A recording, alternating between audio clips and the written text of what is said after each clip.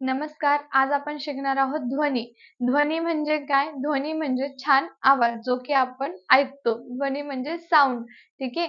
तर आता ध्वनी जी आहे आपल्याला कितीपर्यंत ऐकायला येतं किंवा आपल्याला ऐकण्याची जी कॅपॅसिटी आहे ती किती आहे?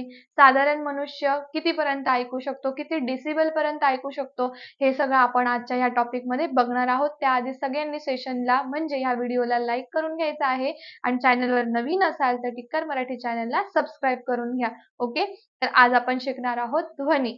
तर बघूया ऐकू येण्याची सुरुवात. ठीक आहे. आता ध्वनीचे जे एकक आहे ते काय आहे? डेसिबल. ठीक आहे. ध्वनी हे कशात मोजलं जातं? तर डेसिबल मध्ये. ही गोष्ट लक्षात ठेवायची आहे. याबद्दल तुम्हाला प्रश्न विचारले जातील. सामान्य विज्ञानामध्ये ध्वनी हे भौतिकशास्त्रामध्ये येतं. सामान्य विज्ञानात तुम्हाला 3 विषयाचा अभ्यास करावा लागतो आणि भौतिकशास्त्रामध्ये जो ध्वनी आहे त्याच्यावरती तुम्हाला पोलीस भरतीमध्ये किंवा इतर सगळ्या भरतींमध्ये प्रश्न विचारले जातात. तर हे लक्षात ठेवायचं आहे की ध्वनीचं जे एकक आहे ते डेसिबल आहे. तर आपण बघूया बघा. ऐकू येण्याची सुरुवात किती सांगितलं त्यांनी? 0 डेसिबल.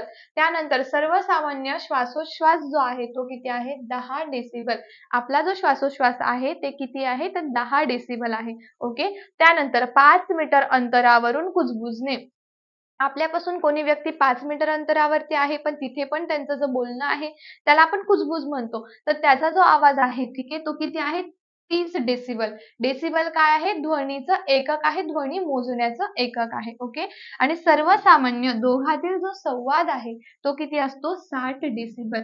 तुम्ही नॉर्मली कोणाशी तरी बोलता आहात तर किती आहे? आपण 60 मध्ये बोलू शकतो. पण WHO ने आपल्याला ऐकण्याची जी कॅपॅसिटी आहे सर्वसाधारण मनुष्याला ध्वनी ऐकायला येतो तर त्याने कितीपर्यंत ध्वनी ऐकावा म्हणजे त्याच्या कानाला त्रास होणार नाही तर तो किती आहे? 45 डेसिबल.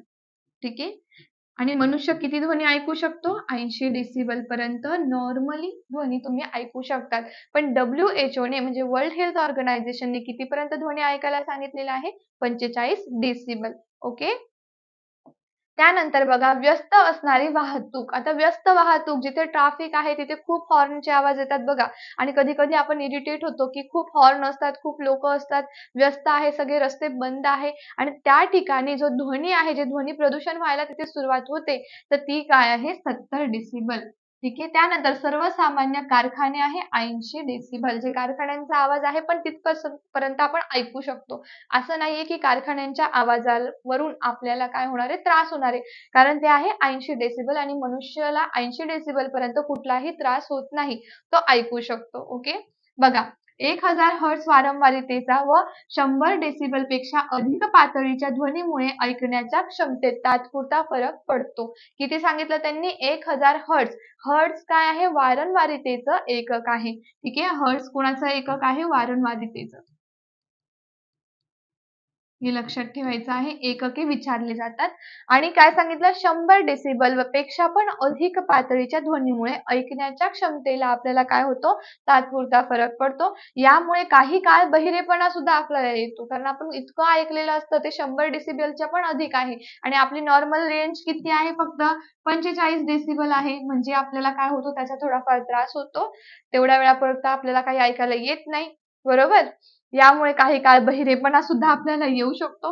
विमान इंजिनाजवळ काम करणाऱ्यांना हा अनुभव येतो. ज्यांचे कुठे वर्क करतात? जे विमानाच्या इंजिन जवळ काम करतात. ठीक आहे. आता बघा जेट इंजिनची तुम्हाला दिलेली आहे 130 डेसिबल. इम्पॉर्टंट आहे तुमच्या नॉलेजसाठी आणि परीक्षेसाठी सुद्धा. ओके. आता कानठळ्या बसण्याची सुरुवात 120 डेसिबल. म्हणजे तुम्ही याला ध्वनी प्रदूषण म्हणा. ध्वनी प्रदूषण होण्याची जी सुरुवात आहे ती कितीला असते? 120 डेसिबलला होते. ओके. आता आपण बघू बघा श्राव्य ध्वनी, अश्राव्य ध्वनी. ठीक आहे. आता श्राव्य ध्वनी म्हणजे काय? ऑडिबल साउंड जे आपण ऐकू शकतो. ठीक आहे. श्राव्य ध्वनी म्हणजे जे आपल्याला ऐकायला येतात. आता तुम्ही लेक्चर बघत आहात, माझा आवाज तुम्हाला ऐकायला येतोय म्हणजे काय आहे? श्राव्य ध्वनी आहे. बरोबर? बघा मनुष्य ऐकू येणाऱ्या ध्वनीची वारंवारता. मनुष्याला जी ध्वनी ऐकू येते ती किती आहे? 20 हर्ट्झ ते 20,000 हर्ट्झ च्या दरम्यान असते. आपल्या कानाला तोच ध्वनी ऐकू येतो. आपल्या कानाला ऐकू येणारा श्राव्य ध्वनी ऑडिबल साऊंड विचारला जातो 20 ते 20,000 हर्ट्झ. लक्षात ठेवायचा. आता आपण बघू अश्राव्य ध्वनी ज्याला आपण म्हणतो इन्फ्रासॉनिक. ठीक आहे. तो आपल्याला ऐकू येईल का? बघूया आपण. ज्या ध्वनीची वारंवारता 20 हर्ट्झ पेक्षा कमी आहे, इथे बघा कमी असते, अशा ध्वनीला अवश्राव्य ध्वनी म्हणजे इन्फ्रासॉनिक म्हणतात. 20 हर्ट्झ पेक्षा कमी वारंवारतेचे ध्वनी व्हेल मासे, हत्ती, गेंडा या प्राण्यांद्वारे सुद्धा काढले जातात. हे तुमच्या नोटबुक मध्ये तुम्ही नोट करून घ्यायचा आहे. कोणाद्वारे? व्हेल मासे, हत्ती आणि गेंडा याद्वारे सुद्धा हा ध्वनी काढण्यात येतो, पण हा अश्राव्य आहे, ऑडिबल साऊंड नाही. आपली पातळी किती आहे? आपण 20 ते 20,000 हर्ट्झच्या दरम्यानला ध्वनी ऐकू शकतो, ना त्याच्या वरती ना त्याच्या खाली. आणि हा ध्वनी किती आहे? बघा, अवश्राव्य ध्वनी म्हटलंय म्हणजे श्राव्यातील आहे का? नाही, अजिबात नाही. याची वारंवारता 20 हर्ट्झ पेक्षा सुद्धा कमी आहे आणि आपल्याला 20 हर्ट्झ पेक्षा वरचा ध्वनी ऐकायची आपल्यामधली कॅपॅसिटी असते, म्हणजे कोणातली? मानवातली. ठीक आहे, समजलं या दोघांमधला फरक, की श्राव्य ध्वनी काय आहे आणि अश्राव्य ध्वनी काय आहे. ओके, त्यानंतर आपण बघूया श्राव्यातील आणि स्वनातील ध्वनी, ज्याला आपण अल्ट्रासॉनिक म्हणतो. आता अल्ट्रासॉनिक काय आहे बघा, 20,000 हर्ट्झ पेक्षा अधिक वारंवारतेच्या ध्वनीला श्राव्यातील किंवा स्वनातील ध्वनी म्हणतात. अशा प्रकारचे ध्वनी मनुष्य अजिबात ऐकू शकत नाही. आपली कॅपॅसिटी जर फक्त 20,000 हर्ट्झ आहे, तर आपण त्याच्यापेक्षा जास्त ऐकू शकू का? नाही ऐकू शकणार. एवढं पण आपण ऐकू शकत नाही, पण आहे याच्या दरम्यान ऐकू शकतो. कॅपॅसिटी नाही, याच्या दरम्यान मधला ध्वनी ऐकू शकतो, याच्यावरती ध्वनी आपण ऐकू शकत नाही. ओके, तर समजलं की ध्वनी काय आहे, श्राव्य ध्वनी काय, अश्राव्य ध्वनी काय आणि स्वनातील ध्वनी काय. ठीक आहे, जे आपण बघितलं, जे ऑडिबल साऊंड आहे, जे मनुष्याला ऐकायला येतात, ते साऊंड किती आहे? 20 ते 20,000 हर्ट्झच्या दरम्यान असतात. नॉर्मल माणसाच्या ऐकण्याची जी रेंज आहे, जी WHO ने सांगितलेली आहे, ती 45 डेसिबल आहे.